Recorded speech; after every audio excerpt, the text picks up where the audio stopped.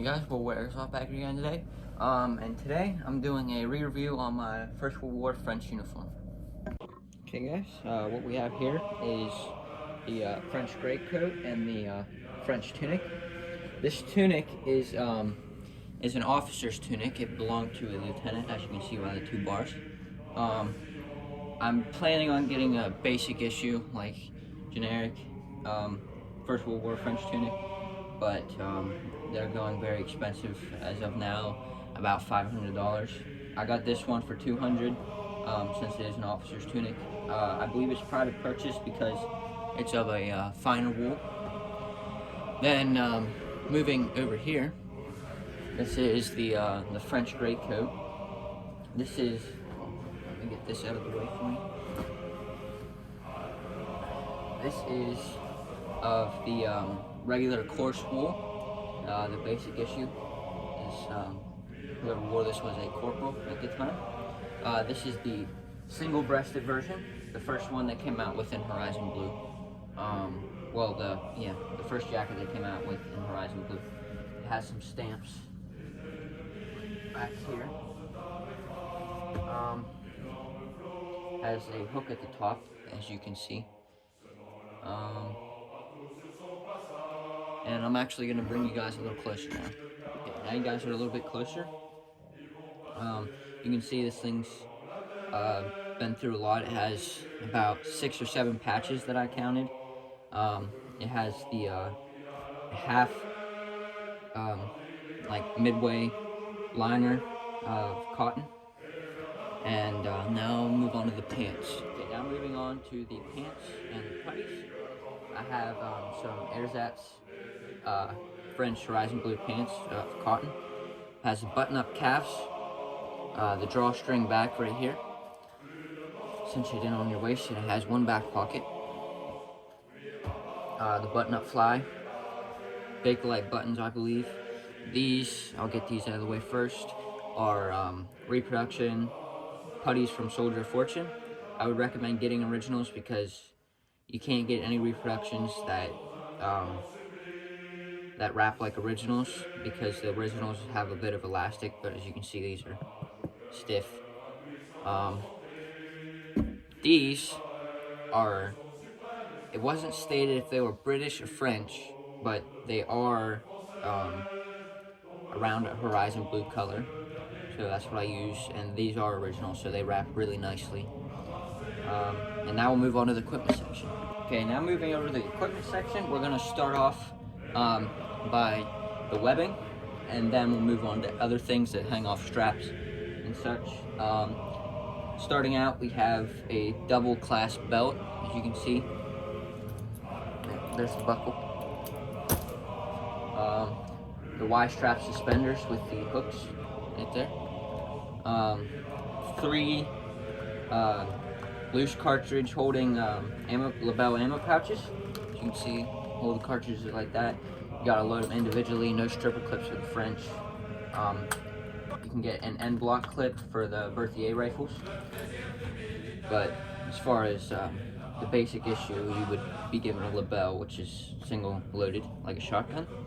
Then moving over here, we have a label bayonet with a quill. Take that out there. As you can see, it's very long. It's about 18 inches.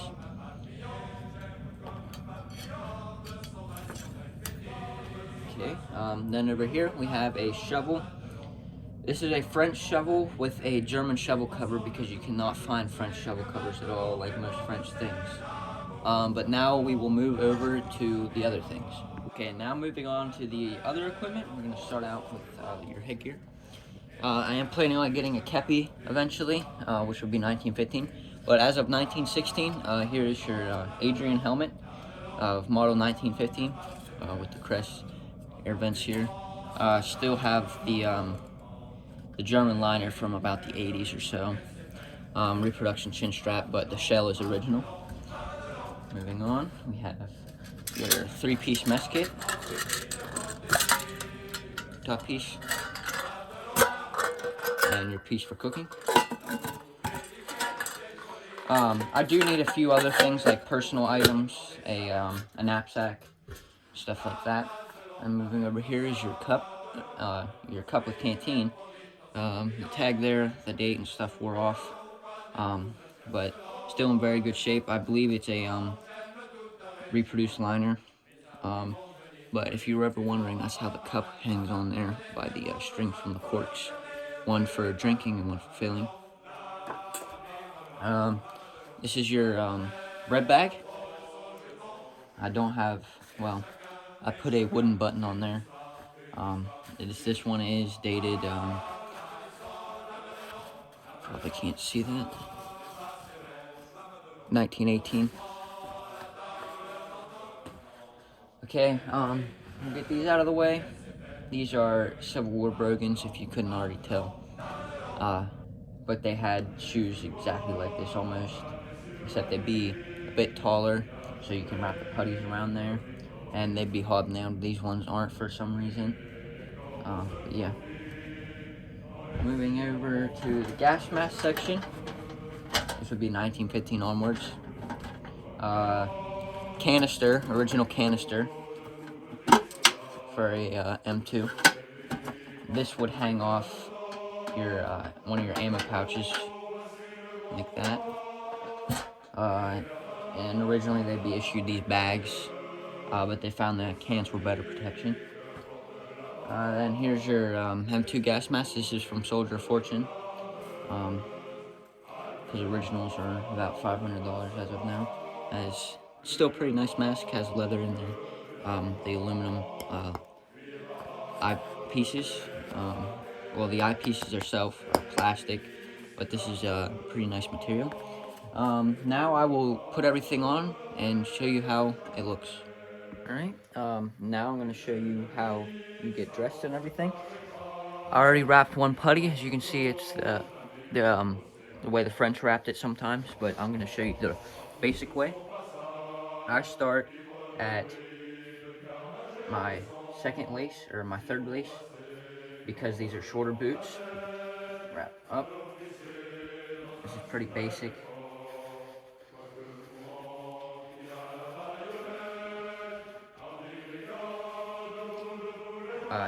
There was many different styles of wraps you could do. This is just the basic way.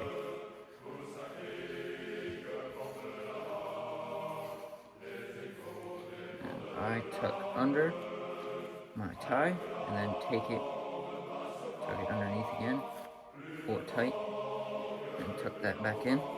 And I actually learned that sometimes they folded the extra fabric on top, over top the tie, so it wouldn't get caught on any boards.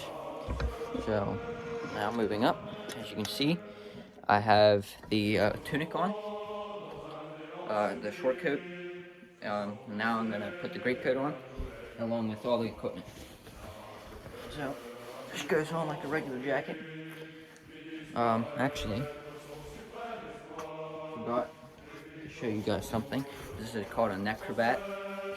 All it is a piece of cloth, basically a scarf.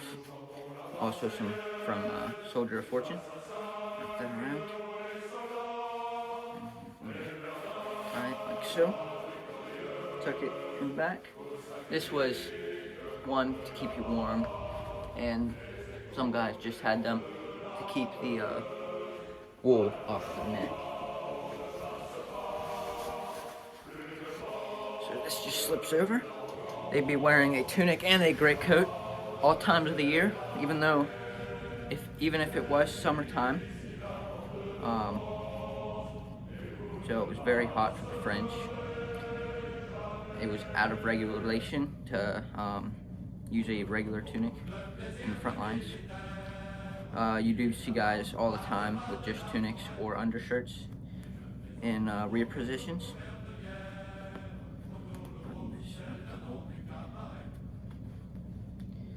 Yeah, I'm not sure what happened to the camera there, but I don't think it recorded any of this. But basically all I did was wrap my putties and my tunics on underneath here. The French would have the short tunic and the greatcoat all times of the year on top of each other. If you were in rear positions, you could just wear the tunic, but as of front line, regulation, you would be wearing both. As you can see under here, I have a neck cravat. It's just a long piece of cotton or silk, whatever you could get your hands on. That's a private purchased item.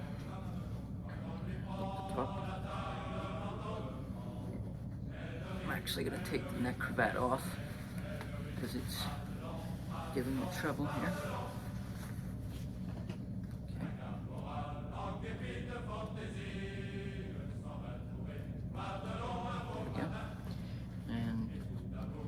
Just like that. Okay, next I'm going to put the bread bag on. It depends on the person. Because later in the war, as long as everyone was functional, the officers in the front line didn't really care what you looked like. As long as you had all your kit. So some guys wore these underneath their straps, so especially me, I do, so it doesn't flap around, because these can get pretty heavy, and when you're running, they like to get in your way.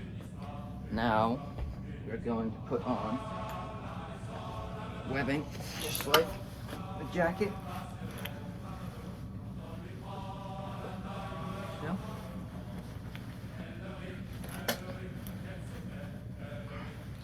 Okay, now the jacket's on. Buckle this.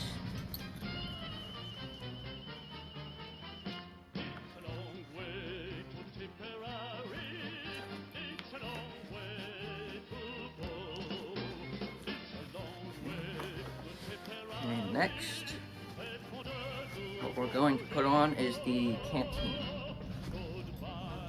Usually people wore their canteen over top of everything, just like Civil War. So you can get to it easier. You don't have to take anything off to just sling it over. So that just sits that.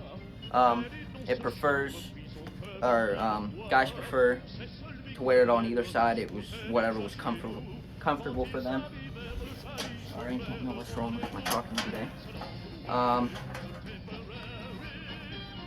imagine it wouldn't matter, but I see more guys wearing their gas tins to the left, like so.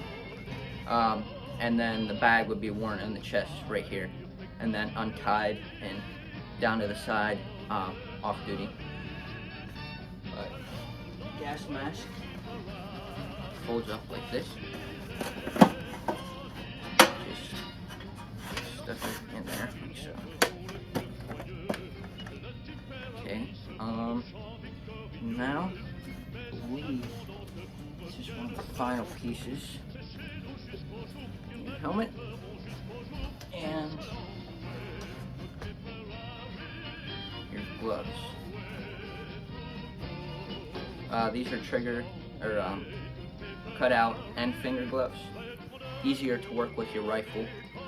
These are actually Civil War reproductions, but they would have looked the same because they're wool, usually gray wool. And that's pretty much it. I'll do a turnaround so you guys can see what everything looks like when it's on.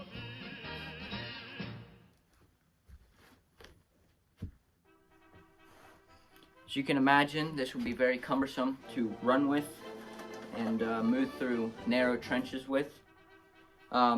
These guys weren't very old, usually not much older than 16. And it would get very hot, and you'd get very cold also. The French never issue blankets because they're greatcoats. If you unpin this, it folds down to your to below your knee sometimes, depending on the person. And a lot of times the clothes didn't fit the guys.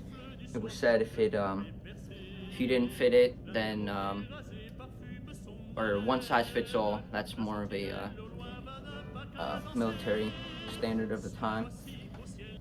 Okay guys, that pretty much wraps up the video.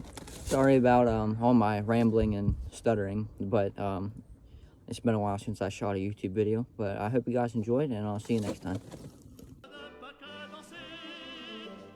Voici qu'au ciel des cavaliers sans nombre, précise clarté, et les petits chapeaux semblent quitter leur ombre vers l'immortalité.